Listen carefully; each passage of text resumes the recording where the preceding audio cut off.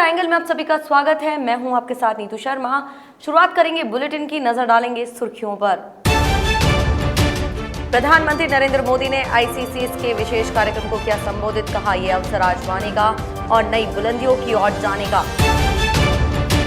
Supreme court के आरक्षण पर बड़ी टिप्पणी, कहा आरक्षण मौलिक अधिकार नहीं, याचिकाओं पर सुनवाई से इनकार।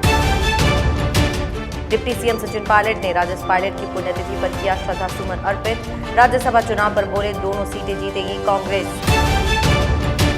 और भाजपा प्रत्याशी ओंकार सिंह लखावत ने कांग्रेस पर साधा निशाना, कहा सरकार एसीबी का डर दिखा निष्पक्ष चुनाव को कर रही प्रभावित। प्रधानमंत्री नरेंद्र मोदी ने कहा कि कोविड-19 से पूरी दुनिया लड़ रही है और इसमें भारत भी पीछे नहीं है, पर हर देशवासी अब इस आपदा को अवसर में बदलने की इच्छा शक्ति के साथ काम कर रहा है। पीएम मोदी ने देशवासियों और उद्योग जगत से अपील की कि जिस क्षेत्र में भारत पिछड़ा हुआ है वहां आत्मनिर्भर बनने का यही मौका है। उन्होंने कहा कि आज हमारे मन में एक बड़ा काश बन रहा है।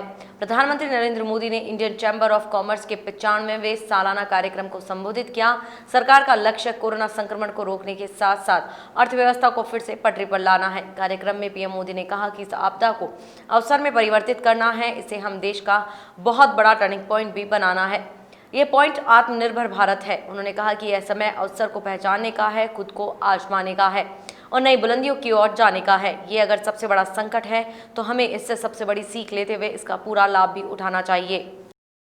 केंद्रीय मानव संसाधन विकास मंत्रालय ने इस साल की नेशनल इंस्टीट्यूट रैंकिंग फ्रेमवर्क सूची जारी कर दी है।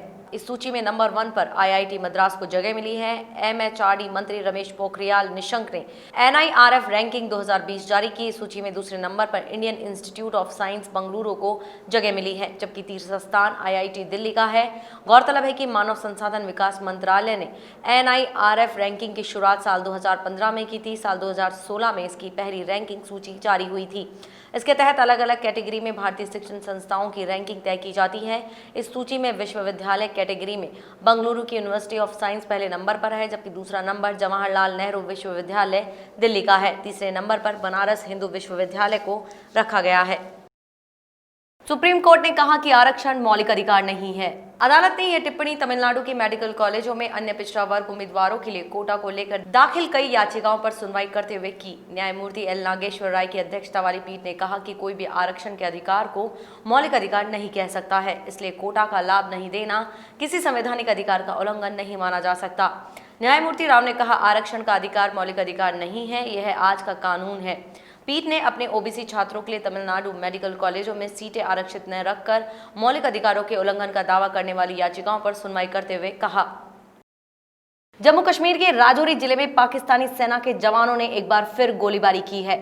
पाकिस्तानी सेना के जवानों ने राजौरी जिले के तमाम रिहायशी इलाकों में भारी हथियारों से सीज फायर का उल्लंघन किया है। इस नापाक हरकत के बाद भारतीय सेना ने भी जवाबी कार्रवाई की है। पाकिस्तान के खिलाफ हुई कार्रवाई के दौरान गंभीर रूप से घायल हुआ भारतीय सेना का एक जवान शहीद हुआ है। पाकिस्तानी सेना के जवान बुधवार रात से ही एलओसी से सटे ताराकुंडी सेक्टर में पाकिस्तानी सेना के जवानों ने भारतीय सेना के फॉरवर्ड पोस्ट और रिहायशी इलाकों को निशाना बनाया है। पाकिस्तान ने इन इलाकों में 120 mm, 180 mm के मोर्टार दागे थे, जिसमें एक स्थानीय नागरिक घायल हुआ है। देश और दुनिया अब तो कोरोना से हलकान हो चुकी है। पूरे विश्व में अब तक 74 लाख से अधिक लोग इस बीमारी की जद में आ चुके हैं, वहीं 4 लाख से अधिक लोगों की मौत हो चुकी है। भारत की बात करें तो यहाँ भी कोरोना के मरीजों की संख्या में वृद्धि होती जा रही है। देश भर में कोरोना पॉजिटिव मामलों की कुल संख्या 2,86,000 को पार कर गई है और अब तक 8,000 से अधिक लोगों की मौत हो चुकी है। राजस्थान में भी कोरोना संक्रमितों की संख्या बढ़ती जा रही है।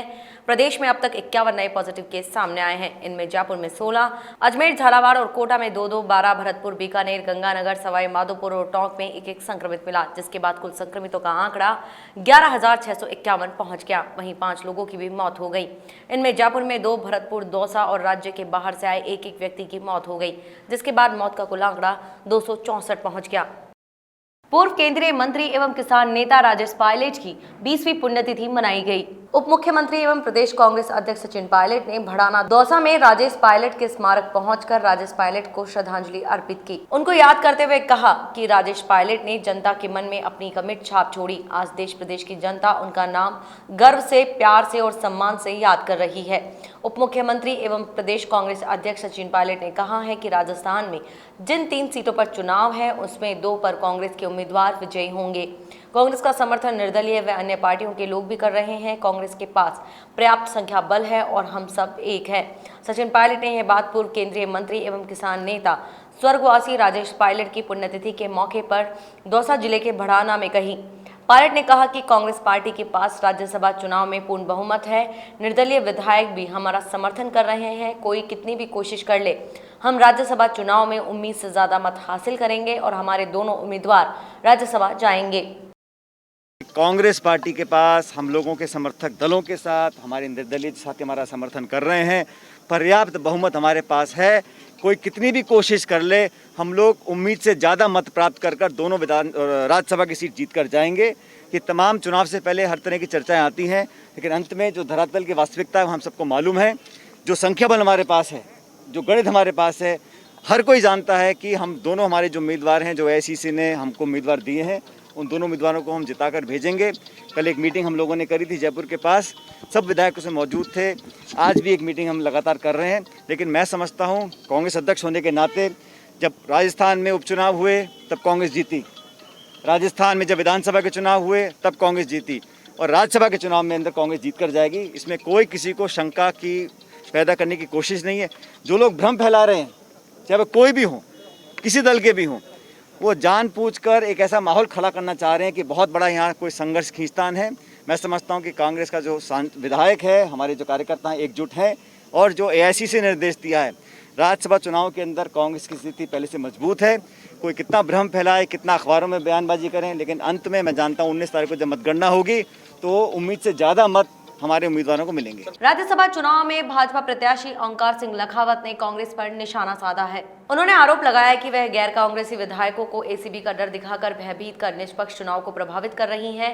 लखावत ने कहा कि राज्यसभा चुनाव को कोरोना महामारी के प्रभाव को देखते हुए चुनाव आयोग ने पूरे देश में स्थगित किया था। राजस्थान सरकार संवैधानिक संस्थाओं को डराने व प्रभावित करने का कार्य सतत करती आई है। पूर्व सांसद लखावत ने राजस्थान सरकार से प्रश्न किया कि यदि कोरोना महामारी के दुष्प्रभाव से राज्य सरकार निश्चित थी तो राज्यसभा चुनाव से पहले नगर निगम के चुनाव को स्थगित कराने की बात माननीय उच्च न्यायालय में क्यों रखी। लखावत ने कहा कि अखिल भारतीय सेवाओं के अधिकारियों को कांग्रेस हमेशा से प्रभावित करने का प्रयास करती है। लखावत ने कहा कि चुनाव आयोग राज्य के सत्तारूढ़ दल की गैर संवैधानिक गतिविधियों को ध्यान में रखते हुए निष्पक्ष चुनाव सुनिश्चित करे। राज्यसभा के जो चुनाव आयोजित किए जा रहे हैं उसको राजस्थान में कांग्रेस की सरकार और कांग्रेस दोनों मिलकर के प्रभावित करने का प्रयास कर रही है। वे अनुचित रूप से ACD में रिपोर्ट लिखा करके जो गैर कांग्रेसी विधायक हैं उनको डराने का प्रयास कर रही है। ये लोकतंत्र के खिलाफ है और संवैधानिक मान्यताओं के खिलाफ है। दूसरी बात, अशोक गहलोत जी ने एक आरोप लगाया कि राज्यसभा का चुनाव केंद्र ने और प्रधानमंत्री कार्यालय ने उन्होंने उसको स्थगित कराया। ये बड़ा दुखद विषय है। क्या राजस्थान के अंदर नगर निगम के चुनाव जब स्थगित कराए और राजस्थान की सरकार की ओर से स्थगित करने के बारे में माननीय न्यायालय के समक्ष पक्ष रखा गया, वो भी प्रधानमंत्री जी के कहने से रखा गया था क्या? कोरोना महामारी के अंतर्गत संपूर्ण देश में चुनाव स्थगित किए गए थे और उसी के तहत ये जब भी सामान्य स्थिति थोड़ी बनने लगी तो यहाँ चुनाव कराया गया। मैं आपसे एक निवेदन करना चाहता हूँ सबसे, राजस्थान की जनता को और सबसे, कि कुल मिलाकर के जो ACD है वो किसी राजनीतिक दल की कार्यकर्ता नहीं है। वो भारत के संविधान के अंदर उसके जो ऑल इंडिया सर्विसेज के अधिकारी हैं, वे भारत के संविधान के अंदर वर्णित आर्टिकल 312 के तहत अधिकारी हैं और वे संविधान से संरक्षित है। उनको कोई भी राज्य सरकार दबाव या किसी प्रकार का अनुचित दबाव डालने का काम अगर करेगी तो वो गैर संवैधानिक होगा। राज्यसभा चुनाव को लेकर राजस्थान में उठापटक मच रही है। राज्यसभा चुनाव में कांग्रेस के पर्यवेक्षक रणदीप सिंह सुरजेवाला और DS सिंहदेव जयपुर पहुंचे। पर्यटन मंत्री विश्वेंद्र सिंह ने रणदीप सिंह सुरजेवाला से मुलाकात की। उसके बाद विश्वेंद्र सिंह ने सुरजेवाला से मुलाकात का फोटो भी ट्वीट किया। सुरजेवाला से हेमाराम चौधरी समेत कई विधायकों ने भी मुलाकात कर राज्यसभा चुनाव पर चर्चा की। राजस्थान पुलिस क्राइम के महानिदेशक BL सोनी ने बताया कि जब से महामारी अध्यादेश लागू हुआ है तब से लेकर अब तक 80,000 लोगों के खिलाफ कार्रवाई की जा चुकी है। उनके खिलाफ 1.5 करोड़ रुपए का जुर्माना वसूल किया गया है। सोशल मीडिया के दुरुपयोग पर अब तक 215 मुकदमे दर्ज हुए हैं और 297 लोगों के खिलाफ कार्रवाई की गई है। लॉकडाउन शुरू हुआ है तब से 3,500 मुकदमे दर्ज किए गए हैं और 7,000 लोगों के खिलाफ कार्रवाई की गई है। राजस्थान महामारी अध्यादेश जब से जारी हुआ है तब से राजस्थान पुलिस ने अब तक 80,000 लोगों के खिलाफ कार्रवाई करके और उनसे 1 करोड़ और 48 लाख रुपए का जुर्माना वसूला है। इसमें मुख्य रूप से मास्क नहीं लगाना, सोशल डिस्टेंसिंग को फॉलो नहीं करना, पब्लिक प्लेस पे थूकना, पब्लिक प्लेस पे शराब का सेवन करना और नशीली चीज़ों का सेवन करना, इसमें कार्रवाई की गई है। सोशल मीडिया के दुरुपयोग के अब तक 215 मुकदमे दर्ज हुए हैं, जिसमें कि 297 लोगों के खिलाफ कार्रवाई की गई है। कालाबाजारी के 132 प्रकरण एसेंशियल कमोडिटीज़ एक्ट के तहत दर्ज किए गए हैं और टोटल लॉकडाउन जब से शुरू हुआ है तब से करीब 3,500 मुकदमे दर्ज किए गए हैं 7,000 लोगों के खिलाफ और 18,800 लोगों को प्रिवेंटिव अरेस्ट किया गया है सीआरपीसी के तहत और 8 करोड़ रुपए का जुर्माना उन वाहन स्वामियों से वसूल किया गया है जो इस पूरे पीरियड के दौरान जो रेस्ट्रिक्टिव ऑर्डर्स हैं उनकी पालना नहीं कर रहे थे। पेट्रोल और डीजल के दामों में लगातार 5वें दिन तेजी देखी गई। इनके दाम 60 पैसे प्रति लीटर बढ़ गए। सरकारी कंपनियों ने ईंधन के दामों में रोजाना बदलाव की प्रक्रिया को दोबारा शुरू किया था। इससे पहले कोरोना वायरस और लॉकडाउन के चलते देश में ईंधन के दाम लगातार 82 दिन तक स्थिर बने रहे थे। सार्वजनिक क्षेत्र की ईंधन विपणन कंपनियों की अधिसूचना के मुताबिक नई बढ़ोतरी के बाद दिल्ली में पेट्रोल की कीमत 73 रुपए 40 पैसे प्रति लीटर से बढ़कर 74 रुपए प्रति लीटर और डीजल बढ़कर 75 रुपए 22 पैसे प्रति लीटर पहुंच गया है। पिछले 5 दिन में पेट्रोल के दाम में कुल 2 रुपए 74 पैसे और डीजल में 2 रुपए 83 पैसे प्रति लीटर का इजाफा हुआ है। वहीं राजस्थान में पेट्रोल के दाम 80 रुपए 74 पैसे प्रति लीटर और डीजल के दाम 73 रुपए 14 पैसे प्रति लीटर हुए। अर्थव्यवस्था को लेकर लगातार आ रही बुरी खबरों के बीच भारत के लिए एक अच्छी खबर आई है।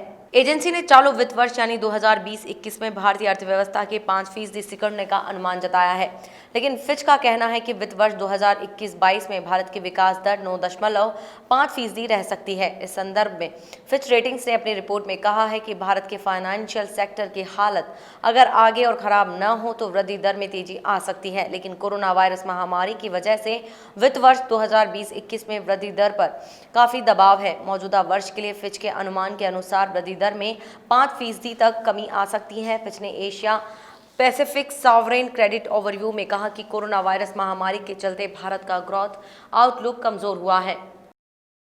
इस बुलेटिन में ये थी अभी तक की खास खबरें। देखते रहिए द एंगल। नमस्कार।